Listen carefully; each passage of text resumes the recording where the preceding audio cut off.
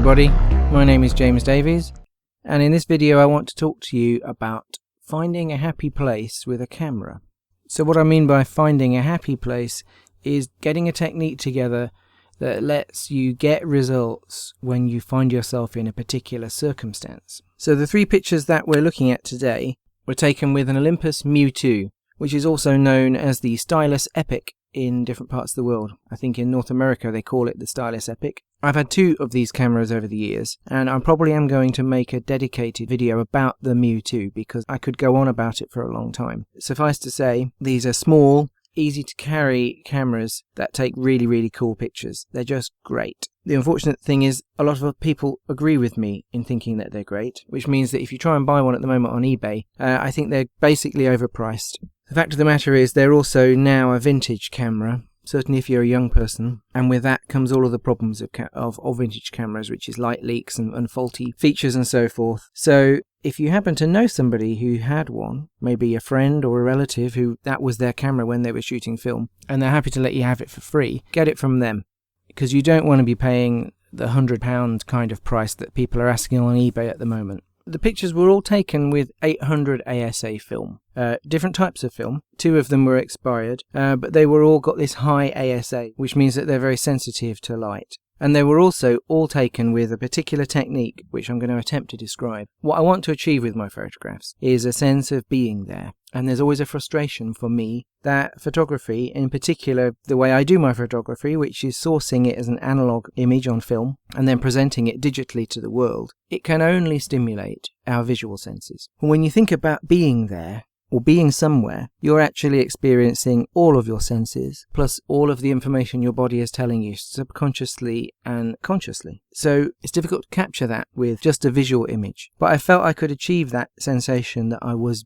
of being somewhere at a particular time when I used this technique. It works really well with the Mju II. I have tried it with different cameras, but this is really the one that I know I can rely on when the circumstances are right. So all the pictures were taken by switching off the flash, propping the camera on a stable surface, and using the self-timer to actually fire the shutter. So in all cases I was dealing with a low light condition, and I was prepared to let the camera take a longer exposure in order to get this sensation of being there. But I'll talk more about that when we look at each of the photographs. So the first one we're looking at here was taken in a place called North Parade in Oxford at the start of 2014. And that is significant because that was when I first tried this technique, and I first thought, when I got the pictures back, I first thought, wow, that actually worked. What I wanted to achieve, I have achieved. You might spot from this that it's an odd shape. I had to crop it a little bit because on the left hand side there was a big sort of random part of a building that didn't really say anything. I was using expired Fuji Superior Extra 800 film. It was expired because I got it from a charity shop. That's a thrift store in different parts of the world. And I was walking down this street and I thought, that's a pretty picture there. That building is charming. I want to take a photograph of it. So what I did was I opened up the camera, I forced the flash to off, I set the self-timer, and I propped the camera on a bollard. That's a piece of street furniture for anybody who's curious. It's like a pole that's in the street that stops you parking a car or stops the traffic from getting into the street. In this particular street you can drive cars down it, but there's got bollards to stop people parking outside the shops. So I popped the camera there, and that's why I couldn't control the framing of it very well, because I couldn't get down behind the bollard or something funny like that. I remember I just had to point it roughly at what I thought I wanted to take a picture of. I guessed that the camera would be able to handle it, and I would roll the dice and see what happened.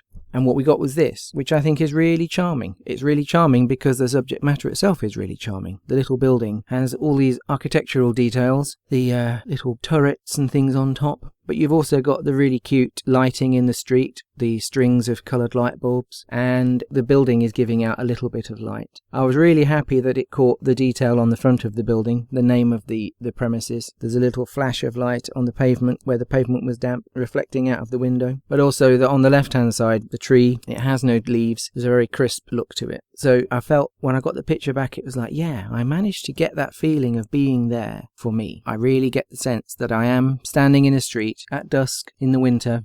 It represents that image for me. There's a little detail on the right hand side that's quite cute. It looks like a snowflake, and I think that was also a piece of dangly, what we call fairy lights in the UK. That popped into the shot because, again, I wasn't 100% able to control the framing of it, but this is what you got. I decided to leave that part in the image, and that was the first time that I got the results back from trying with that technique, where I thought it really worked out nicely.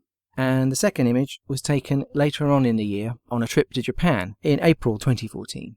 And again, I got the Olympus Mju II with me, but this time I was shooting expired Kodak Ultramax 800 film.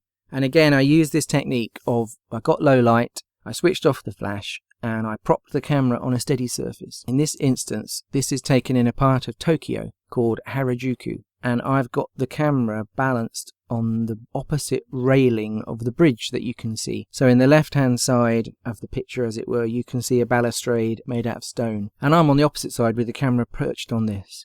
There's a version of this on Flickr that I've linked to, which has actually been tweaked to improve the exposure.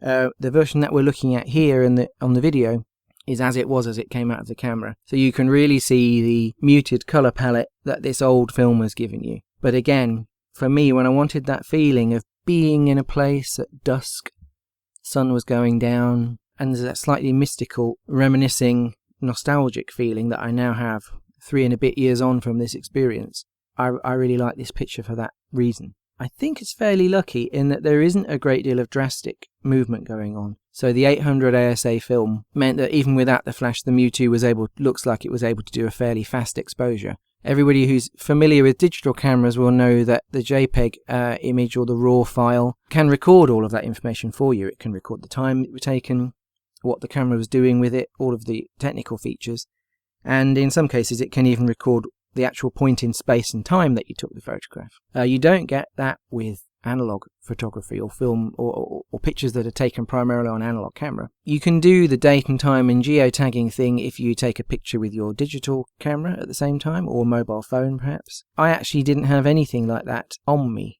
at the time, so I had to revisit this place in Google Maps, because it took me a while to get the pictures developed, to actually pinpoint exactly where it was. But I was lucky in that you can see the Gap store, if you look closely, is on there, and also a store called Allons-y, which I think is French for let's go. But I was able to use Google to pinpoint the exact point that this picture was taken.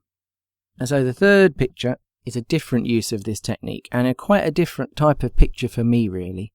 If you go through my Flickr stream, you won't see a lot of pictures of people.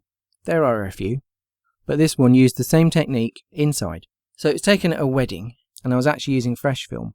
When I was in Japan, I was able to buy some Fuji Superior Venus 800 film. You don't get the Venus brand in the UK. I just wanted to buy some film whilst I was out in Japan that I thought I couldn't get in the UK. So I'd been playing with this on my return. And so it is fresh film, and you can perhaps see that it doesn't exhibit any of the so it features the other two photographs in terms of graininess and so on. This is actually a really very pleasantly acceptable, sharp, where it matters picture. So this picture was taken at a wedding after the ceremony had taken place and everybody had sat down and had the wedding breakfast, and we were beginning to congregate for the evening's entertainment. And I spotted this little scenario going on, that the wedding photographer was wandering around and taking pictures of the guests. So I very quickly pulled out the Mju II, switched off the flash, switched on the self-timer, and I'm fairly certain I put it on a wine glass, an empty wine glass that was on the table. I pointed it roughly in the direction of the group that I wanted, and hit the self-timer button. And I was lucky enough that nobody moved around. The photographer was still taking pictures of the guys, and we got this very nice image. Really, I suppose, why it's immediately appealing is this candid moment. The guys on the right are just doing their thing, milling around at a wedding socially. The guy on the left is doing his job, which is to capture that. But in terms of me and my being there concept, it was my friend's wedding, and I actually had quite a good time. I'm not usually a fan of weddings, but for various reasons this was a good, fun moment. I'm really happy with this. There are obviously loads of pictures taken by other people on the day, including the wedding photographer, for all of the perfect moments. So I was happy to give a copy of this image to the bride and groom for a more informal representation of their day. Looking at it now, I think perhaps I could have cropped out what looks like a hand with a bracelet on it and an arm in the right hand side of the picture. Perhaps I could have cropped that out. I might have tried it, I don't know. This is a full frame negative scan out of the camera. So there you have it, 3 pictures taken with what I'm calling my happy place technique with this camera. I think it's important to realise that nearly any camera can take at least one type of photograph. One picture where when you put all the elements together, how you frame it, what you're taking a picture of, the distance and the conditions, you get a pleasing result. The Mju II can take hundreds of types of pictures. It's a really cool, versatile camera. But for an insight into why I take certain types of pictures, I hope I've been able to explain one technique and some of the things about those photographs that I like. If you like the channel, or you like the videos, or you want to leave a comment, please do so. And I will see you in the next video.